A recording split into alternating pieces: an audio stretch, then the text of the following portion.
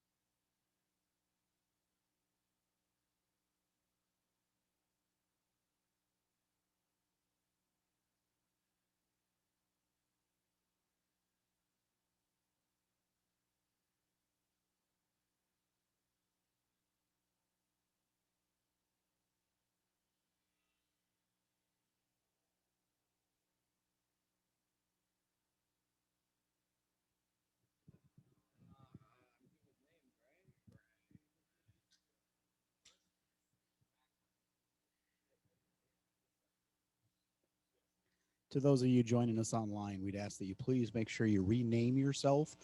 We'll be emitting here shortly, so please rename yourself to your first and last name.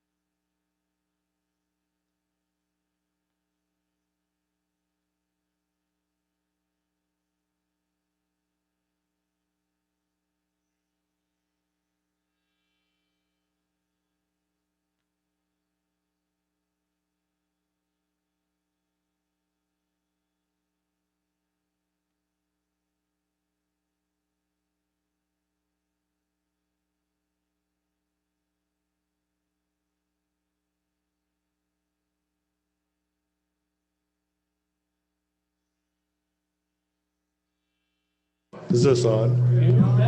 Whoa. Good evening, Brother Knights. This will be a great experience. We are working with some new format, new information. We'll have many new challenges over the course of the next year.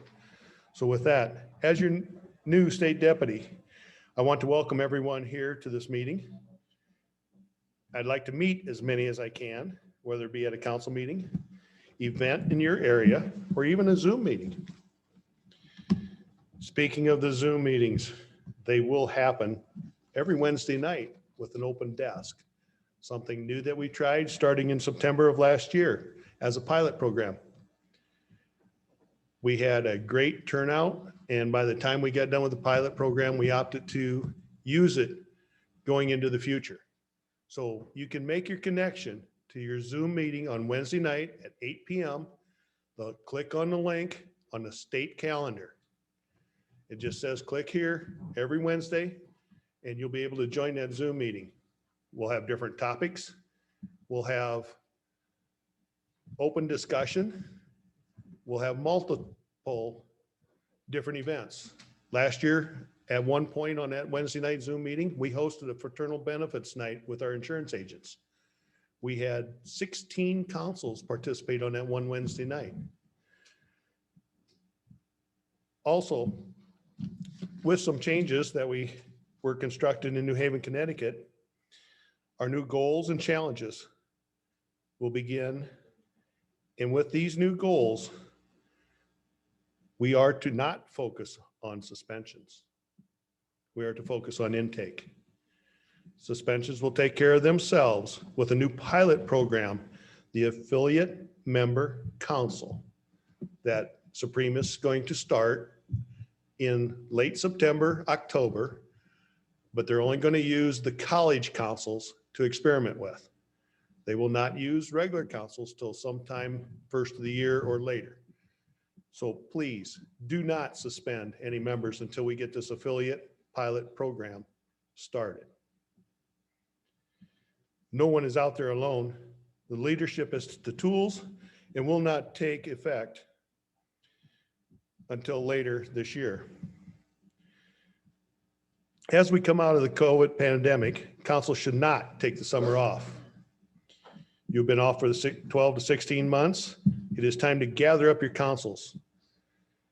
Get organized for the future. By waiting till fall, you will not be prepared to serve your pastor, your parish, your youth, and getting back to prayerful Knights of Columbus activities.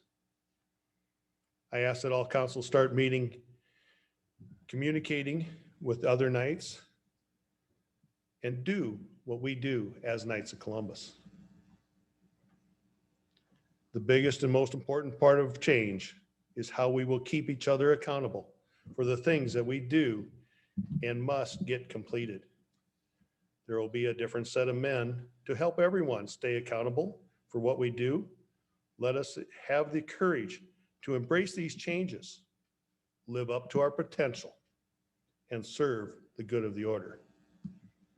Let's take our candles and go light the world.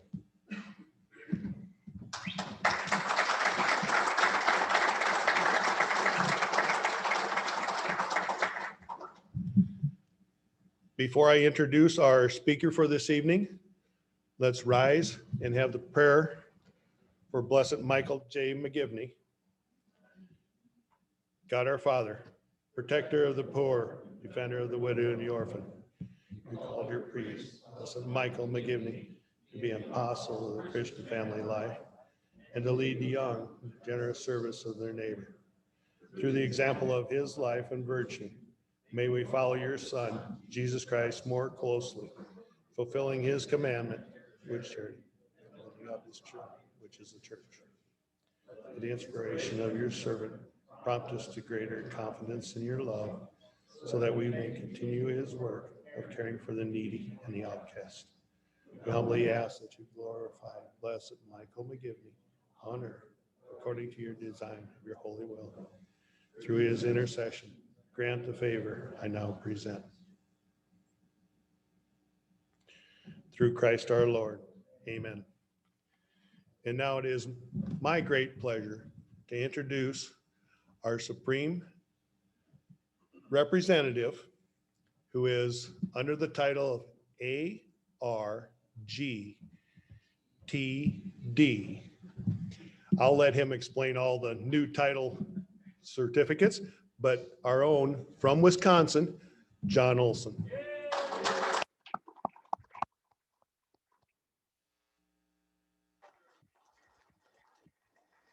Thank you, Brother Knights. Please be seated. So my new title, as a worthy state deputy mentioned, is ARGTD, Associate Regional Growth and Training Director. Now, aren't you all envious of that title? You know, imagine putting that on a little name badge. You know, we keep on talking about putting a name badge around our neck because the type would be a little bit too small to fit on one of these. So how are we doing? Good, excellent. Everybody get fed? Good. Everybody mildly happy with themselves? Oh, it's still early. Okay. So what we're going to be covering here is a little bit more of a leadership interactive session. I can spout a lot of this stuff at you, but there are leaders out here. You guys are leaders. You have been leading. So it's good to get interaction on what you're doing that's effective as leadership and share it with the rest of the group. So that's essentially what we're doing in this presentation. Okay, make sense? Okay, now we're starting off on a real bad foot here. Come on. When I ask a question, I want to hear it. You know, those guys on Zoom want to hear it too. So are you with me? Yes. Awesome. Great. Okay. So tell me, what is a leader? Anybody raise a hand, tell me what they think a leader is. Short, one-word answer, two-word. Anybody? Does anybody know what a leader is? About 33 ounces. See, this guy stood up, woke up in the middle of the night and says, I think that's a great answer. Thank you. Thank you for giving me that great answer. I appreciate it. So could anybody else tell me what a leader is? Thank you. Thank you, brother. Yes. Anybody else want to give me an actual leader answer? Inspires people. Anybody else? Provides direction. Guides.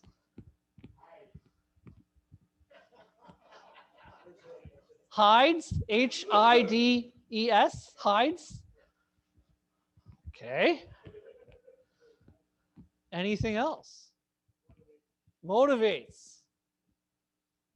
Good. Helps plan.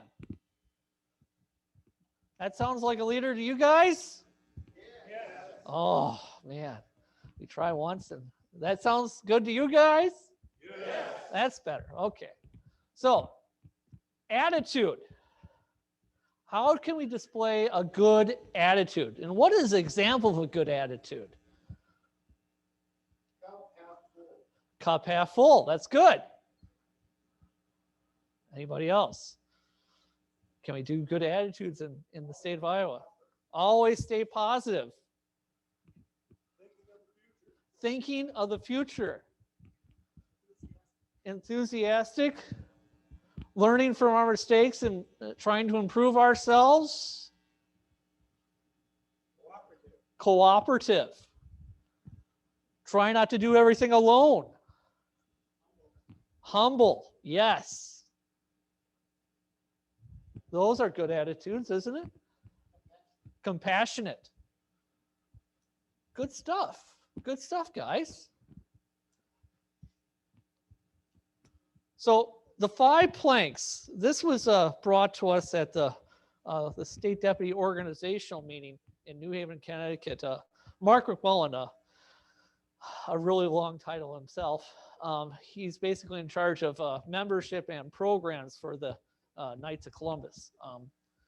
He gave this presentation about the 5 planks and what makes 5 planks of leadership really effective. So these are the few things that I wrote down during this presentation. The first point that he put up is challenge the process. Now, what do we hear from our more, shall I say, seasoned Brother Knights about doing programs, our yearly calendar events? We have always done it this way. Right? Show of hand, who has heard that? Oh yeah, oh yeah. We've always done it that way. We tried that and it didn't work.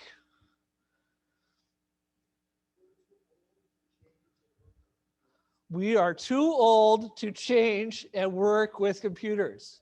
I almost had that conversation yet today, this afternoon, in fact. I'm not going to point out anybody. So, challenge the status quo. Don't think that just because we haven't done it in the past doesn't mean that we can't try it in the future. Having different ideas is how we're going to attract different people. Membership is a point of attraction. If we're not being attractive with our programs, doesn't mean that we're not doing effective programs. It's just that they don't like enough of the programs that we're doing to join us. And how do we change that? We tell them how great of a program it is. Well, we can do that. But we can also tell them on how we are looking to do different programs. How can we be more effective in our areas? How can we be more impactful in our communities? But a leader should always challenge that status quo. Think of something new that we're constantly doing. That is growth. If we're doing the same thing over and over again, I guarantee you, you're going to get the same result. Not all of us like the result that we get. We have to continually move the goalpost. Otherwise, we'll never really go forward. That makes sense? Yes. Okay. Look for innovative ways to improve. Well, Brother Paul, this really didn't work. You know, I think we tried everything, but it didn't work. So naturally, we're going to give up on that because it was a rotten program, because it didn't work for us, right? Right. Did we try a different way? Instead of having a brat fry, that would be gangbusters in Wisconsin. Are we going to try something that works well in Iowa? Hearing of what? Oh, you guys like steaks in Iowa? Iowa chops. You guys like steaks in Iowa? Yeah. There you go, Iowa chops. So try different innovative ways. Look for a program that worked in one community and see if we can adapt it to another. Take calculated risks. Now, I'm not asking you guys to take the district budget or the council budget all in one fell swoop, buy 500 of something and try to sell them for $40 a pop. I'm not asking for that. I don't think anybody should ask that. Be calculated in what you can do. Now, what was rolling around in my head for my home council was doing a cornhole tournament. But instead of inviting others to do the tournament, I was going to do a dinner for our home council and have the incentive to come to it as a cornhole tournament and see how people like it, our own members. Then the people that really liked it in their own members, we're going to ask them to volunteer and do a tournament open to everyone. A calculated risk. We didn't put it out for the masses. but we found out what worked and what didn't in the small sense, then we'll open it up, or maybe not, in the next sense. Take a calculated risk. The worst thing that will happen is you'll fail. Who has not failed any time in their life? Raise your hand. Boy. All right. I didn't know there was perfection in Iowa, but thank you for letting me know. Okay. Failure will happen. Accept and learn from disappointment. Now, I'm only a 40-something-year-old man. I've had many disappointments in my life. And believe me, I've learned more from my disappointments than what I have from my achievements. What does disappointment teach us? What didn't work, how we can overcome it, how we are better off after we've achieved it, after we've been disappointed by it. That's a leader. Showing people that even if we fail at something, we're bright enough to change that into success later on. That's a leader. Okay. Inspired a shared vision. Leaders always want to make the difference. Make a difference. Make your area better than what you came into. Always have that one extra step, that moving the goalpost thing I mentioned. Always trying to make an improving attitude. Envision the future. Where do you want to be after your term? Where do you want to be after you're done? Do you want to be 10 steps behind? Do you want to be a mile ahead? Do you want to be 20 miles ahead? Where do you want to be as a leader? What is your goal? Now, when I mention goals, everybody thinks, well, he's from Supreme. Naturally, it means the quota goals that are on Officers Online. No. I want to know what your goal is. If it's the quota, fine. We'll work with that. If it's not, tell me what it is. We'll work with that. I want you to own your goal, because I think you're going to work harder for the goal that you own than the goal that I place for you. That makes sense? Yes. Not everybody thought that made sense. Did that make sense? Yes. That's better. Okay, good. Okay, create ideal and unique image on what we can become. We know where we are. Out in the distance, the future, that scary, scary envelope out there. How are we going to push that envelope out? A leader has to look for that. A leader has to know what he's expecting out there. How can we push that and make it more beneficial? How can we really teach people not to be so afraid of the unknown?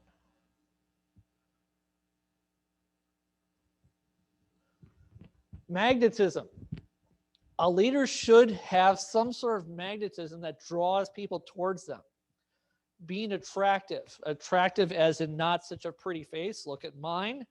Looking attractive as want to be part of something. Who in this area joined the Knights of Columbus to go to meetings only? Raise your hand if you did. Well, I'm glad. Who joined this order to do things in the community? Raise your hand. Wonderful. That's why we started the order. That's what we want. We have to be magnetism by giving people what they want. Do you think we're unique individuals here in the Knights of Columbus where they don't, people that didn't come to this don't want to do programs? I'm pretty sure they do. I haven't met 100% of the people in Iowa, but I'm pretty sure. Be magnetism for that. Persuade people on what they can do. If you ask them to run a whole program, they're going to say, holy man, I'm running the other direction. If you ask a person to do some bits of that program, get away from this whole sole chair philosophy and start thinking about co-chairs, break the things up into smaller bits and pieces so it's more effective. You're not asking the world for anyone. You're asking them for a small little piece of it.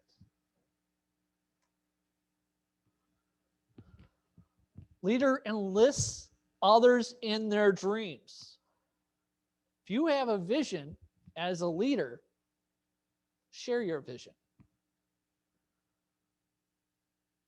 Other than Paul here, I don't know who is a mind reader. Paul read my mind. Yeah, Paul, yeah, see, Paul knew that I was going to say that. You have to share your image and your vision in order for people to follow it. Otherwise, they're blind. We have to really explain ourselves thoroughly and communicate ourselves forcefully enough to get the message out. I'm not grabbing anybody by the throat, but I am leading them by the hand. Breathe life into the vision. If you don't believe the vision will work, no one else will. If you can't get people excited about the direction that you want to go, people aren't going to put their 100% in. So we have to be excited about what we're doing. That positive mental attitude that we talked about. We have to be excited. We have to let people know of the great things that we will have and the charitable works that we will do with our vision.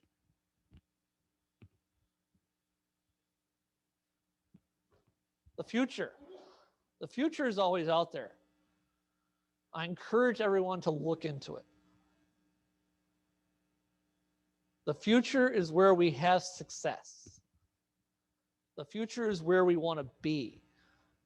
The future is where we're going, and there's nothing that'll stop us getting to the future because we'll get there together. Empower and hold accountable. Oh, there's that accountability thing again. Oh, gosh.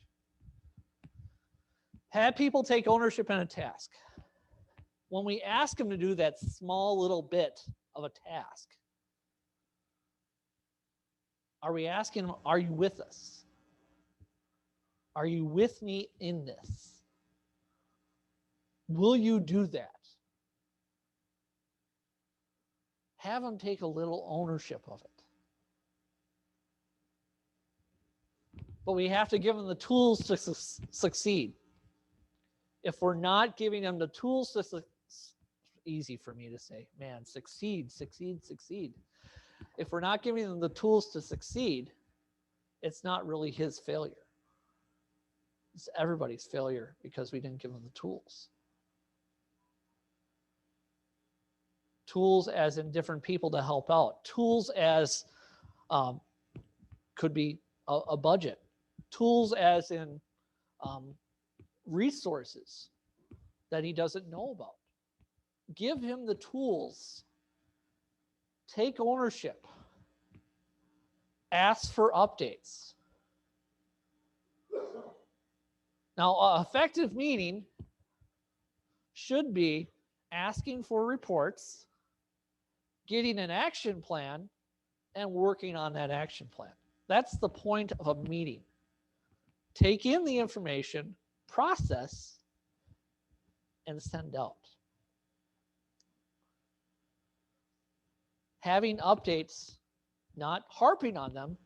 You know, it's been 3 months. How come we don't have this information now? It's been 3 months. Do you need help with this information? which one do you think would have a better response? Getting to the net cause or the root cause of the problem. That's what we're looking for. Root cause, process, solve. Move on.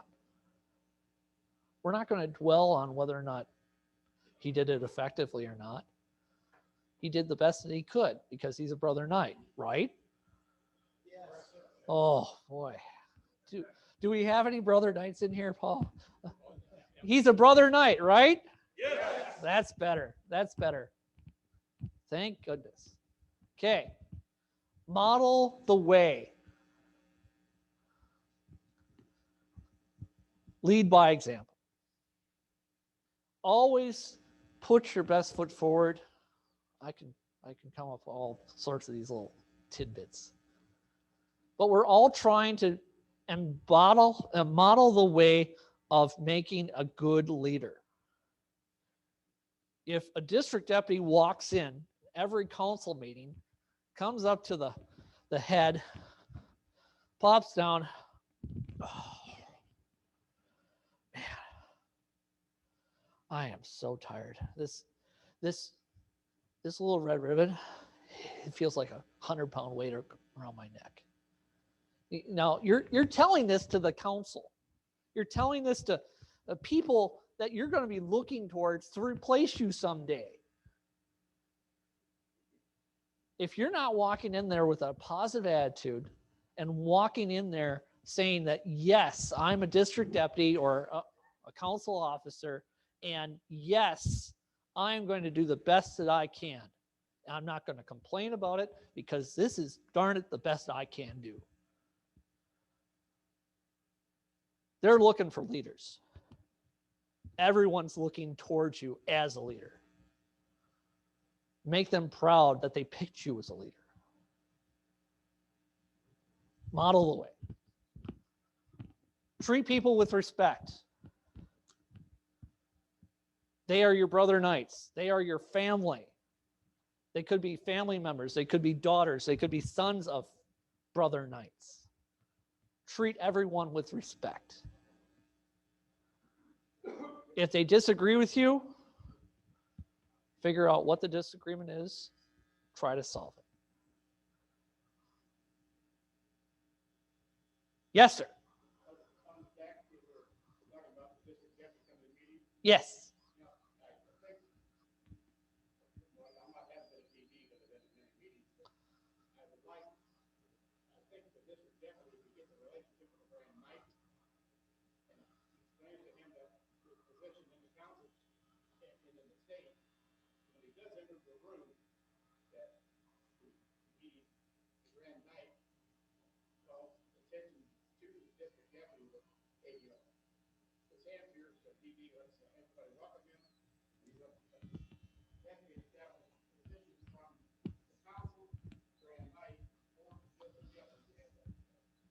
Exactly.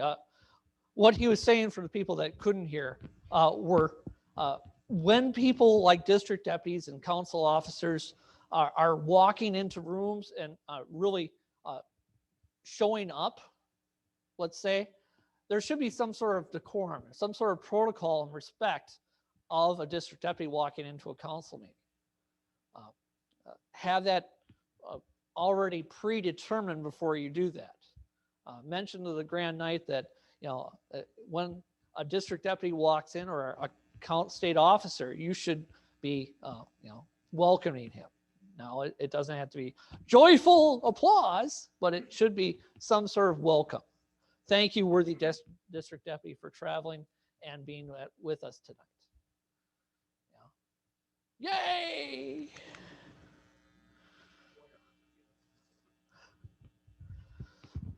Yay! But have something there. Because if they're the next district deputy, how do they want to be treated? District deputies are spending more time doing their job than Grand Knights are. Would you agree? Yes. So, how are we going to tell people that they would make a great district deputy if we don't explain that to them and treat them with respect, saying, you know, worthy Grand Knight, I think you have the right things to become the next district deputy. I mean, you're on top of things, you get things done, you're a go-getter. I think you should consider and kind of do some thinking and prayer on whether or not you want to be the next district deputy. Giving them that little tidbit of knowledge, that little positive boost to have them discern on the next path. What's the next step in his life as a Knight of Columbus?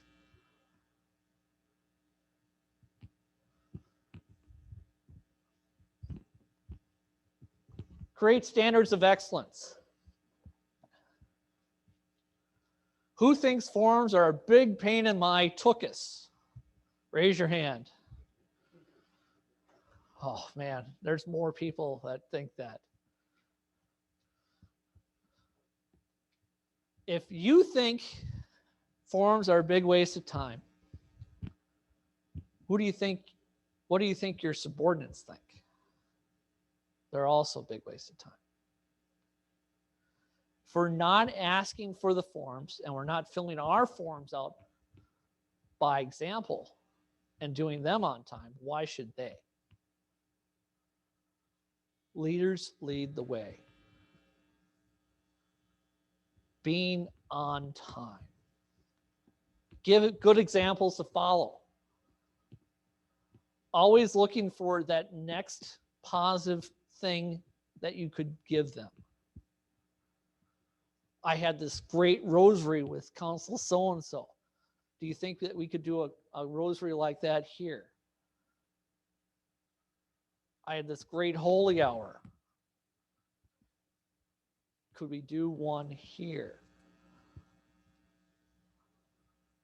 These programs that I was talking to, this ARGTD,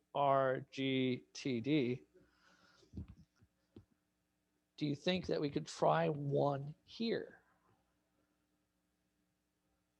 Because I think we'll be good at it. We have a good bunch of guys doing good works.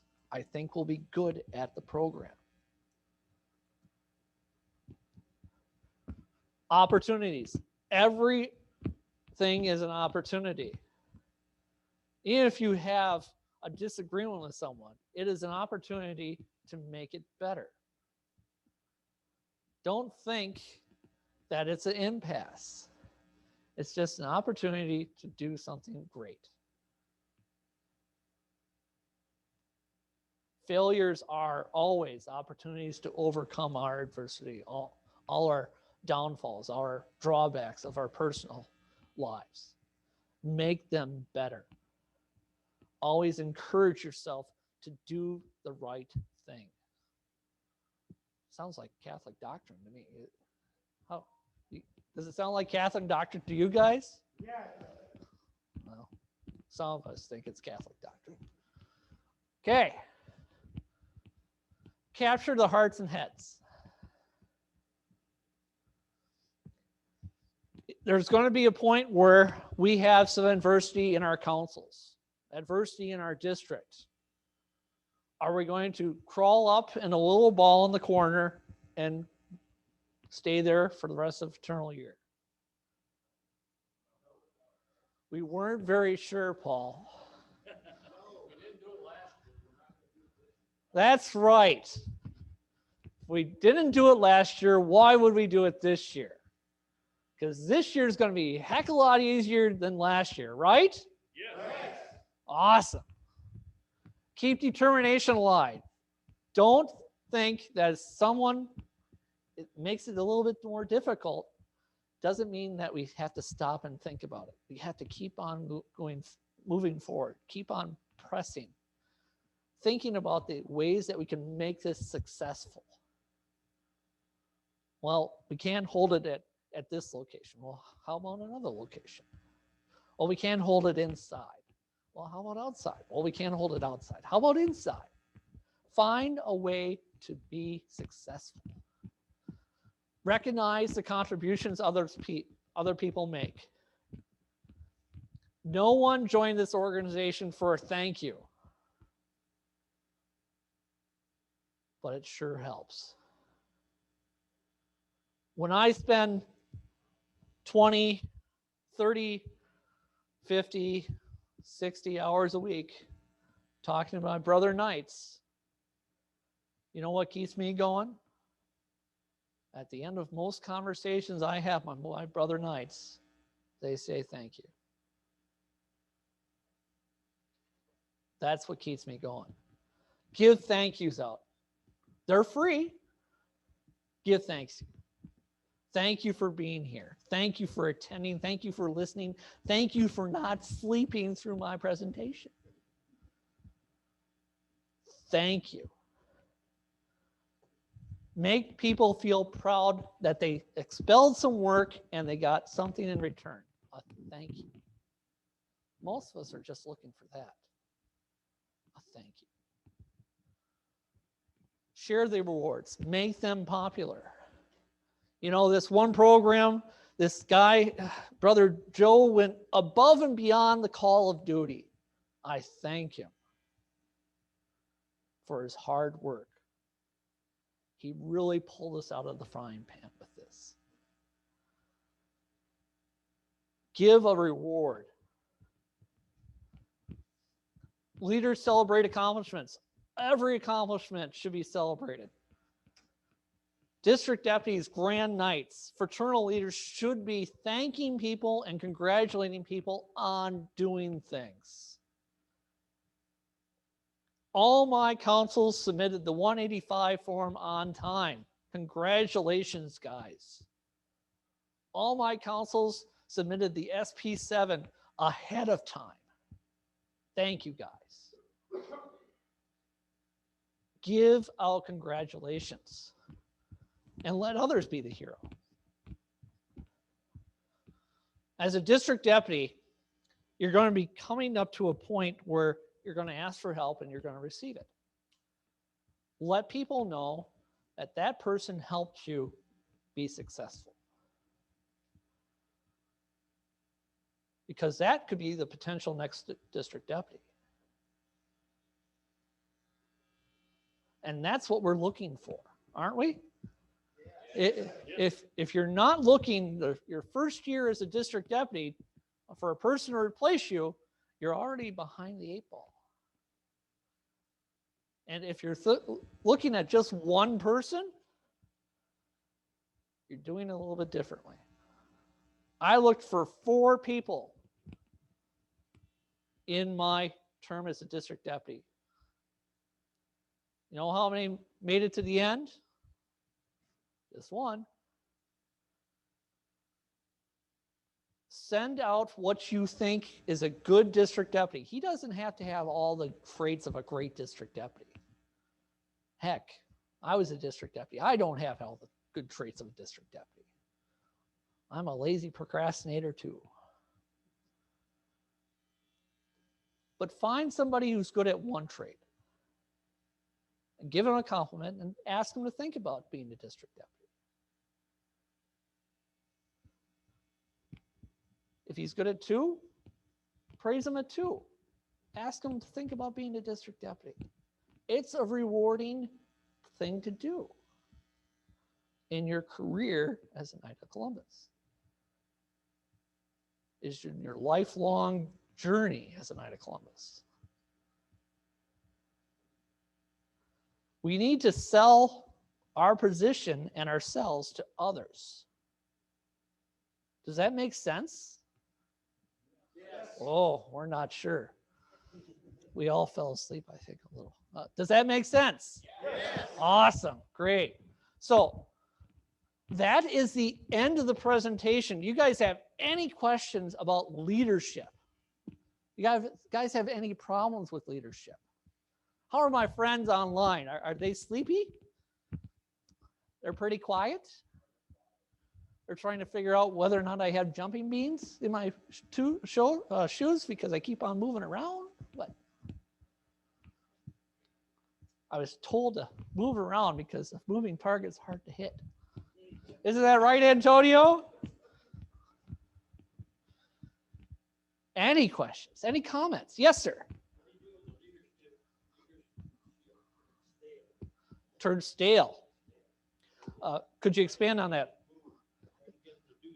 Try to get them to do things. Try to move. Ask, especially in the Knights of Columbus, ask them what programs they like. And ask them, does anybody else like them? Stale leadership means that we're doing things over and over again and not really doing things differently, because we're not really inspiring others to do things with us. People call the same 12 people all the time. I get it. I get it why they do it. Why? Because some of the traits that I have, they have. I'm a lazy person and I procrastinate. Instead of, making 20 phone calls, they only made 12 because they knew who would say yes. The people that haven't said yes yet still need an opportunity to say yes. Don't think that you're going to get a no before you pick up the phone. Stale leadership has to look at the future as a possibility of great things. If we're doing the same things over and over again, we're not really looking to the future. We're only looking at what we already do. That's stale leadership in my opinion. Now, what I think you should do to change that is introduce new programs. A new program. Either a rosary, something faith-based, something church-based. Because if we're not really being effective in the church area, we're not going to be really effective in the community. We're not going to be effective anywhere else. Because where do we usually find our brother knights at? Oh, we're not sure at all, Steve. We're not sure at all. Where do we find our brother knights, guys?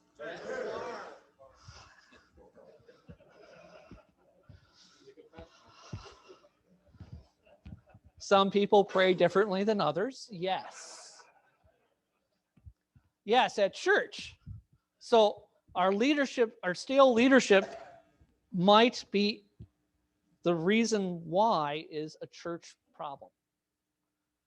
And we need to figure out what that issue may be and overcome that. It might be Father. It might be our relationship with the priest. It might be our relationship with the church itself. It might be a very many things.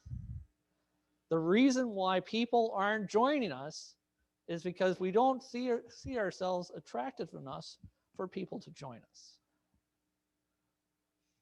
So stale leadership is a thinking problem of what we see ourselves. And we really have to work on what we could be. And surveys, really discussion groups over small alcoholic beverages, small, could be popular, could help us with this stale problem. Did I answer your question thoroughly? Yeah, it did, but I noticed that this year after the COVID, Yep. I run into in my groups, I run into that highly with, they get to the point where I guess they call it more than that. It's stale, but don't want to do anything. And they're afraid that because of the COVID, and now we're coming out of it and trying to get them motivated back again to start doing things. And some, I've got some that are doing them really good and others are really, really slow. And I think probably everybody's got that same thing. But that's what I call the attitude, trying to get their attitude, the change, but they turn stale on me and they just don't want to do it. But trying to get them remotivated back to start doing again is really difficult. Yep. And The tough question might be is, why do we have a council? Ask them point blank, why do we have a council here? I hope their answer is to do good things in the community, to do good things in a church. But they might have lost the why. And we don't move very well without the why. Why do you want to be a good district deputy? Well, because I want to do good at what I do. I want to make an impact in my church, community, and district. We have to figure out the why again. And a lot of people see this great big boulder in front of us, and that's all our programs that we did before COVID. And they're looking at that thing and how in the world am I going to move that big old thing? Well, it starts with the first step. Do one simple program. One that they used to do, maybe a new one. I prefer a new one, but hey, they can do one that they used to do, that's fine. And it'll kind of nudge the boulder. After we figure out that we're not going to explode, after we do that one new thing or that one old thing anymore, maybe we're brave enough to do that second thing. And when we figure out that we can do the first and second thing without going to oblivion, do the third. Baby steps.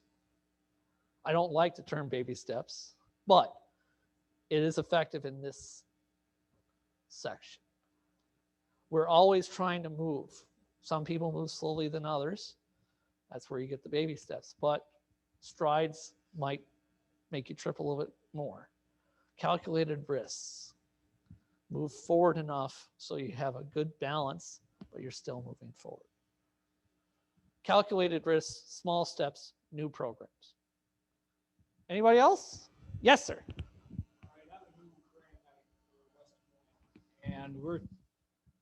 And we are trying something new, and I'm just curious from the standpoint of the other councils, how many of you have used the Into the Breach video series as a way to introduce why knights or why men need to be better leaders, husbands, fathers? And I'm just curious as to if it's been successful, because we are finding at Sacred Heart, at St. Teresa's, that it is something that is inspiring, and I'm just curious as to whether or not everybody else is even aware of it. I was not aware of it until my son sent it down to me 2 years ago. Into the Breach video series has been very successful. It's been very successful with the college students for one simple reason. They got it before we did. They got it a full 6 months before it got rolled out to any of the other councils. So that's why about a year and a half it's been in a Knights of Columbus program. And it has been effective for people who use it in the right way. Now, a lot of people think that this should be something that gets rolled out to just the council members. Well, if we're doing a bit of soul searching, that's fine. However, we have to take our accomplishment of that and move it out to the parish or multi-parishes in your situation.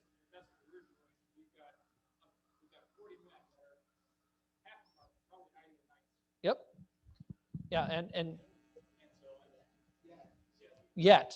Right, exactly. Yes.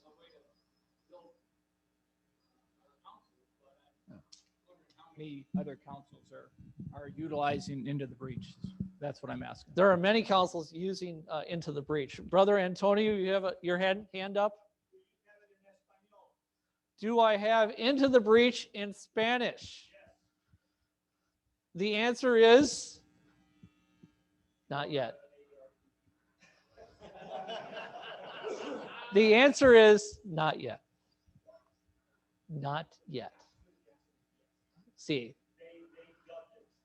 I wasn't speaking Spanish. But yeah, okay, yes. The videos are now in Spanish. See, it's easy to have a supreme director here to point out the faults of the ARGTD. Yes. Thank you for letting me know that, Antonio. I appreciate that. See how you do that? See how you do that? Yeah. Brother Paul.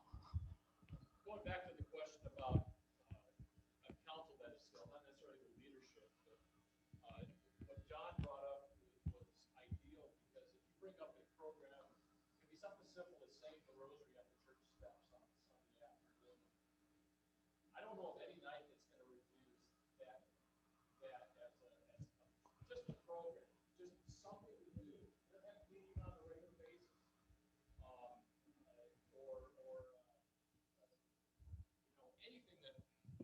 anything that is based on our faith, you know, it doesn't have to be a dinner or, you know, anything magnanimous.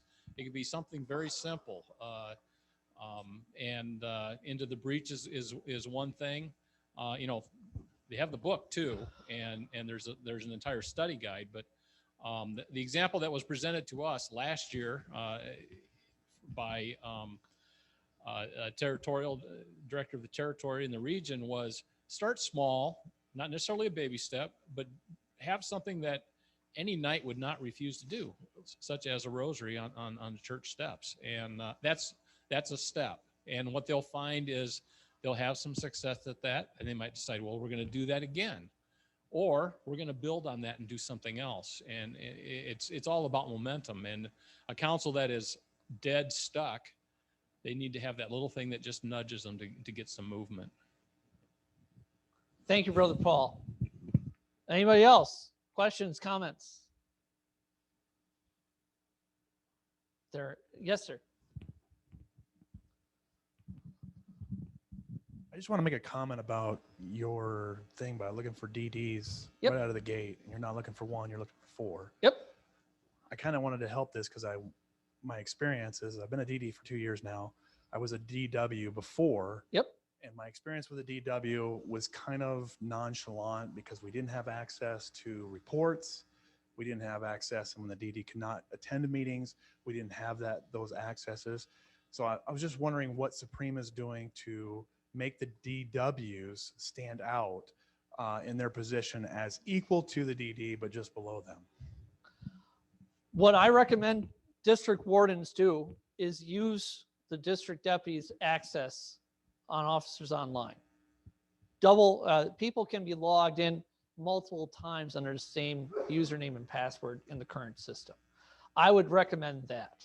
With district wardens not being treated as appointments, well, they aren't, but they are enough where the district deputy puts faith in that person and should portray that to the council. He is my representative at this council meeting right now. You should give him respect. Like Brother Ed mentioned, giving him a round of applause.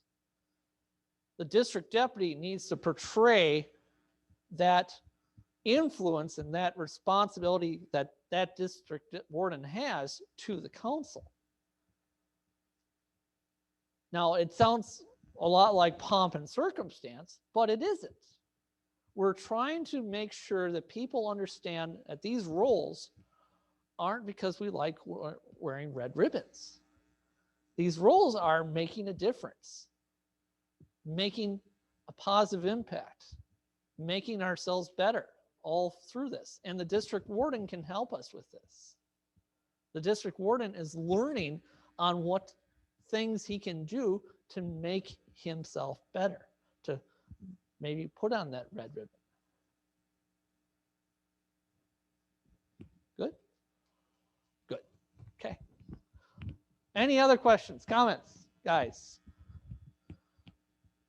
Yes, sir. Many, many years ago, I was asked many, many, many times to become a knight. Yes. And I asked the question, what do the knights do? Yep. And I never got an answer. Yep. A 30-second elevator speech. Pick the programs that inspire you the most, because you want to talk with enthusiasm when you do this 30-second elevator speech.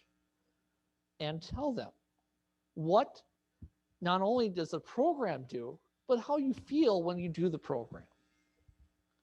Everybody's looking for positive feelings and positive motivations in their life. So take the program that you like, that your council does, and make it your 30-second elevator speech. We have this great program where we hand out coats to kids in November. You know, it gets cold in Iowa in November. And yeah, you should see those kids light up when you put that coat around, and the coat's their own, and mom's happy, kids happy, everybody's happy. That program is is what I really like about the Knights of Columbus. And I think if you see us do that, I think you would like it too. Would you like to know more about the Knights of Columbus? Absolutely. See? Brand new member. Break out the klc.com/join us. The Givney 2020.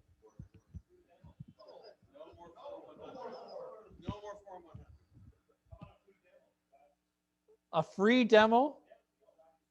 Yes. A year free demo of the Knights of Columbus. That's a good sales point. Yes, sir. Yes. Speaking of the online access, how come a district deputy's depth of access is so limited?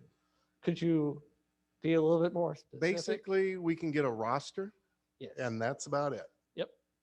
Because it is the council's responsibility to fill you in on anything else. That's essentially the reason why you do not have further access. At times, especially if you're dealing with a new grand night, it would be helpful if you could like get him on the phone some night, both of you log in and you could walk him through something. You know, I suppose likewise, we could use his online access to get that position, but there is a step-by-step process on how to do, I don't know exactly what you're talking about, wink, wink, wink, nod, nod, nod.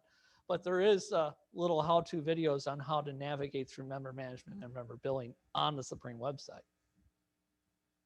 Were you aware of that? Who was aware of that? Raise your hand. Wow. Usually when I answer that, like 2 hands go up. So good job, guys. Proud of you. Yes, sir.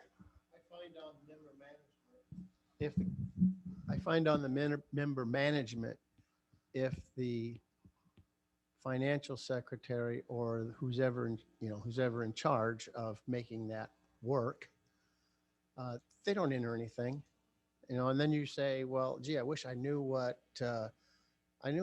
wonder what John works. What does he do? That's in there. When's his birthday? That's on there. I mean, you can't get that off of you can get that off the roster as birthday, but anniversaries, things that we can be more personal with the membership. Yep. And you can ask the financial secretary or the Grand Knight to print you out that. It's easy data export. But they don't have that in there. They don't have that stuff listed. Oh. They don't fill it out. Oh. See, all you have is, well, he's a member. That's what shows up. Inspire, challenge the process, change the process, make things, encourage them to. When they have a council meeting, and I'm sure this will come up, and they want to, let's say somebody's, had some bad plumbing and we're going to donate towards them fixing their plumbing. You can say, gee, I wonder if we have any plumbers in the order. Do we know? A member management has a place where we could put occupation for all our members. So we wouldn't have to ask that question and pull the whole order. Give them opportunities to make their life easier. Let them know what this could do. A database system, you are correct. It is only as good as the information that you enter into it. And member management can be a great database system if people do it. Yes, sir.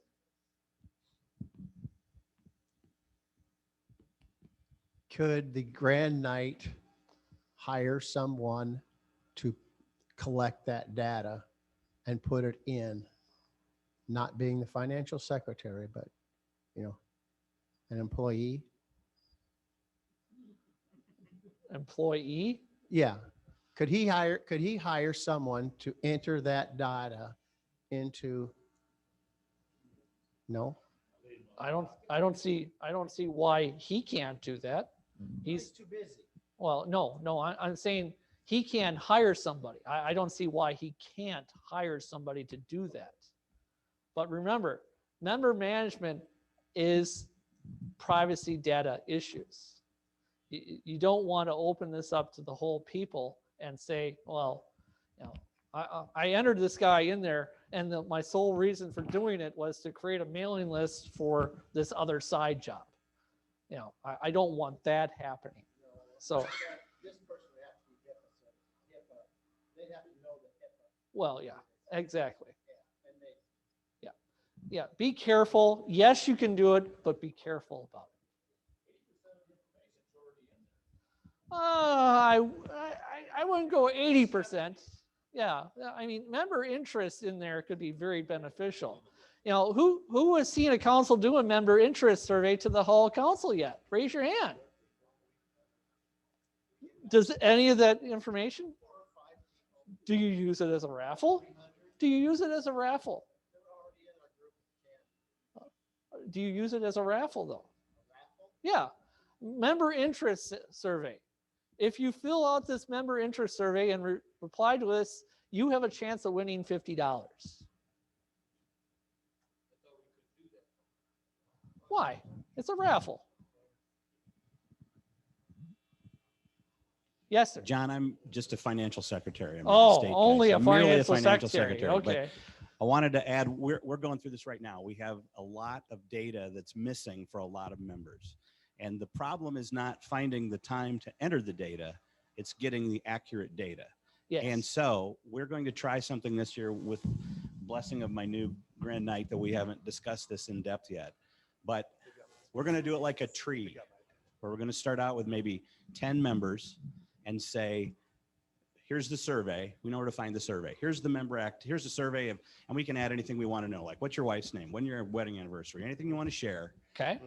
Then for every person that you get that same information for, you invite the next guy, you get another member to tell us that information. And the knights who have the most generations of success will win a prize. I don't know what the prize is yet, right? But like, for example, hopefully you follow what I'm saying here. So if I give 10 guys this survey, and then I give each of them the way to get that survey, copies of it, or if it's a PDF online, whatever, you go, okay, now if you fill that survey out and give it to me, and then you get another knight who we don't have yet to fill that out, you get a point. And if he gets another knight to fill that out, you get a point and he gets a point. So when this branches out, I'm optimistic we'll get a lot of members to try to get this thing wrapped up, okay? I'm trying still yet to think of a theme to put around this. So in Iowa, down here in Iowa, sir, we have the Iowa State game. Maybe there's a way we can have two teams. We can have Hawkeyes and Cyclones, or we can have some kind of a theme to get this thing to take off. But that's the idea we want to try. Because when you just go about calling all your members, it's too hard to do that. Right. You can't get that done. Right. So. Yeah, excellent thought, excellent program. You know, do we have anybody online still? Is this working, guys? You can chat online. We got people monitoring that. Hey, John, can I interrupt? Certainly. I want to thank you. I was a past financial secretary, and yes, that is the most frustrating, getting information from your council members to put into the member management system.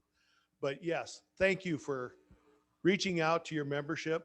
Thank you for trying to find a way to put that information into your system to be used in many different ways. And that's what we need to do, guys. We all need to go out there and figure out a way to retrieve that information from your members. Everybody in here collects dues. Is that not correct? Another timeline to correct and gather that information. Have them fill out the survey, pay their dues, and mail it back to you.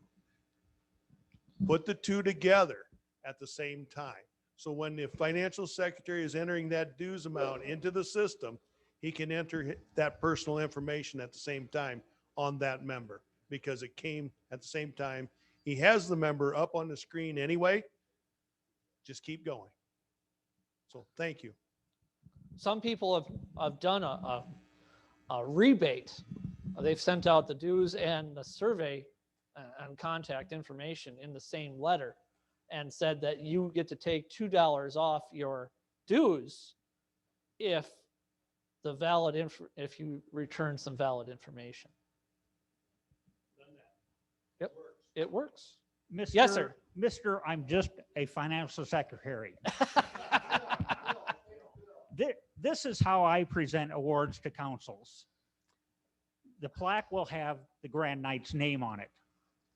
And I will openly state that I do not agree with that.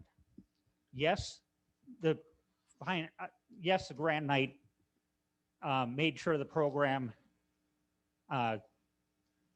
was a success, but without the financial secretary doing the proper forms, the award does not happen.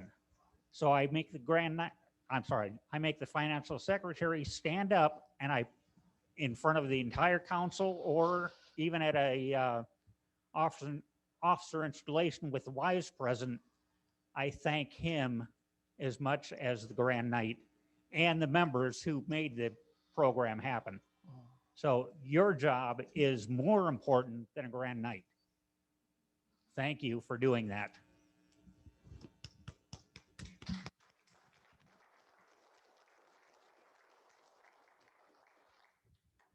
Any other questions, comments, guys? Yes, sir. I'm going to ask off the cuff and a question, but it's one that I'm a little bit concerned with. Okay. Actually, and I don't know if the Supreme or anybody has any idea, how much money can council have in the checking account, savings account, and CDs? Is there any special height in there or limit or area where they can get into trouble and with taxes? Does anybody have any answer to that? There is no official ceiling that I know of. There is no official ceiling of what that is. They can have as much as they want without repercussions, other than a district deputy telling them that they should spend all that they make because it's charitable. It's not their money. It's charitable. You know, did we sell a hall? Yes. Okay. Who are we going to give that money to? Because it's charitable. Charity, charity, charity. A lot of people forget that little tidbit. Brother Ed, don't you have a microphone? Don't forget now the 990s. So when your IRS, so when make sure that the forms that you fill out, the 990 form you fill out is consistent to what the limits are. So if the council sells a hall, then instead of the 990N, which is the small one up to a certain amount, so make sure that every council and assembly fills out the 990 every year. Do not lose your exempt. Do you lose your tax exempt status? Staff at Supreme that will help you generate and get that back, but it could. I've known of councils in the state where it's costing like $1,000, $1,500, even $2,000 in penalties to get reinstated as a nonprofit. Yeah. Now we're a nonprofit. We are a 501c8 corporation, not a C3. Correct. So 501c8. So we are tax exempt, but we are not tax deductible. So any donation made to or any CPID fund or any other event by an individual or corporation is not tax deductible. That has to be channeled through the charitable foundation, which is a 50c3. But we are not 50c8. We're not 50c3. So I get a lot of questions every year from a lot of councils. If corporations can deduct that, and no, we are 501c8. Again, we're tax exempt, but not we're nonprofit, but not tax exempt. So the 990, who knows what the 990 is? Okay. The 990 has different levels. If they want to fill out an easy 990, keep your account low. If they want to fill out a more intricate 990, then they have that ability, but they have to fill out a more intricate 990, and it won't be nearly as easy. So it's based on revenue. So you know, unless they're accumulating, you know, $20 or $200 a year uh, in the account, and they slowly got up to $10 million, whatever it is, then they won't have that issue. But most of the time, they come into a windfall and they never spend it. That's how they accumulate a big amount of money usually. A council that has a lot of funds is to have the council put themselves on a budget. Know what they bring in a year's time, and know that they should spend the similar amount back out. But they can have a balance for, just like we have in this past year with the COVID. A lot of councils didn't raise as much money as they had the year before or a couple years before. Other councils found ways to make extra money and actually brought in more money than they brought in the year before, even in the virus year. But if you have your council on a budget and have a, what you want to call a cushion, your cushion should not be much more than what your annual overall income has been over the course of the past 10 years. So if your past 10 years, you've brought in 15,000 every year, you shouldn't have a cushion much more than that 15,000. You want to be able to maintain what you have budgeted even in a bad year. So that's where your cushion is, what you're talking about, has that extra money in it. Should not be much more than what a normal year's income would be that you would put on your 990. Yeah. Correct.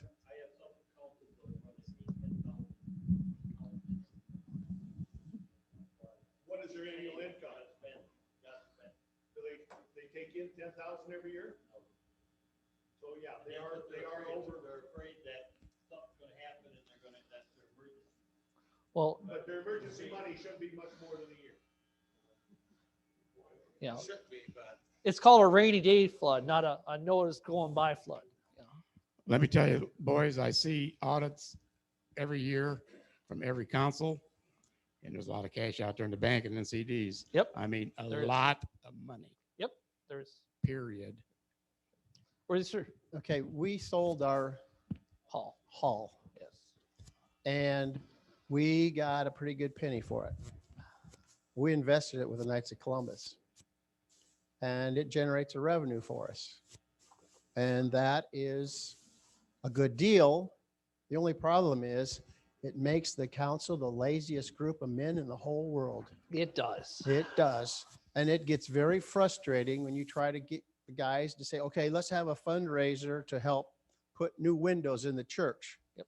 And it's, well, we'll just wait till next year when we get our 10 or 12 or $13,000 in interest. Yep. And, you know, they say, okay, the Knights of Columbus did this, but who knows it? Right. Except for, gee, thank you, Knights of Columbus. We'll give you a little plaque like so to put on the window. You know, so that's why we say stay within your budget. Yep. And save, if you have to save that money, roll it back over. And if you have a family or a church that comes in need of $15,000 or $20,000, or your school, guess what? You fill out a form for an application to release the money, and it's over with. You got 15 grand or 10 grand just like that. Yep. And it isn't that hard to set up that account with Supreme. Nope, it's not. I don't know what to call it now because it's been 5 years since we set it up. Mhm. There is also coming in the future a new program. It'll be run by our insurance agents, which they will talk more about on tomorrow. So beware that there is more information to come on, like you were telling Eldon. Supreme has developed some extra stuff that the insurance agents will be entitled to do for our councils. So they will be bringing out that information once they have all that information in hand. David. I found in my own council that sometimes you get these members and we got some money in the bank and they said, well, let's give this much. And then somebody said, well, let's give half that much. And they're so scared of spending money because they don't want to run out of money. And I said, well, this gives you an excuse to go out and develop a new way to get active and to raise money.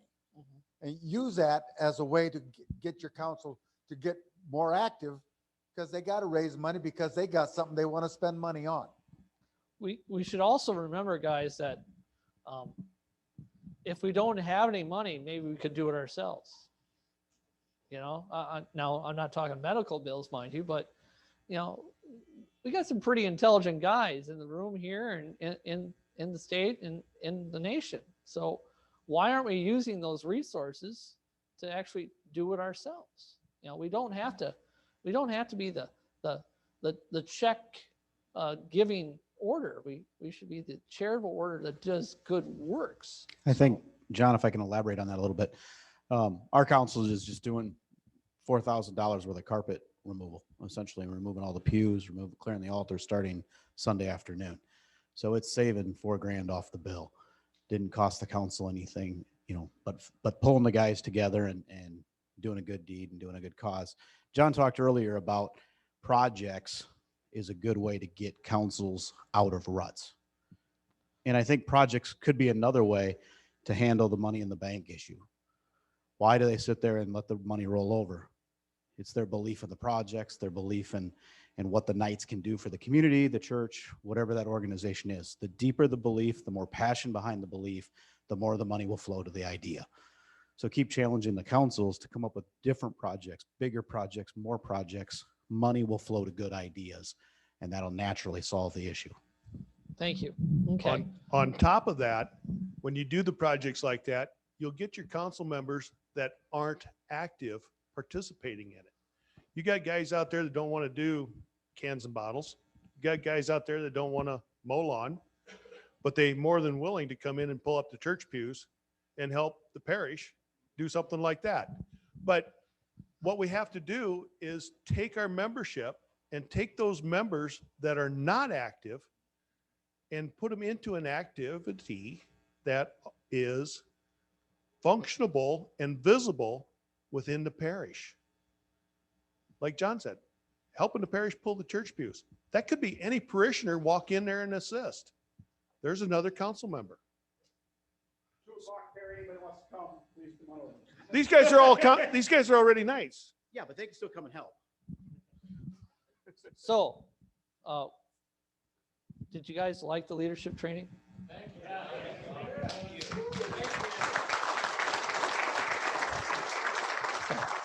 We got one last question. Well, it's not a question. One last comment.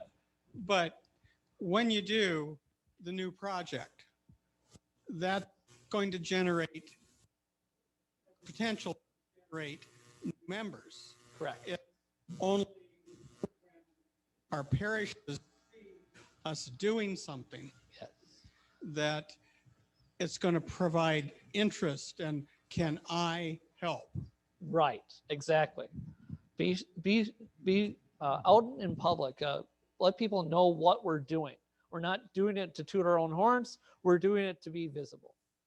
So, I thank you for your time. I thank you for your patience, and I thank you for staying awake. One last thing. All those guys that are in this room, and I mean our special knights, which are the knights that come from a council, not a district deputy. Please stand up.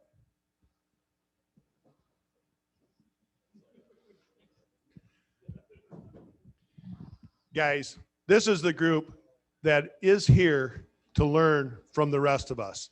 And we are here to help them, and we will reach out as leaders to assist in any way we can. Thank you.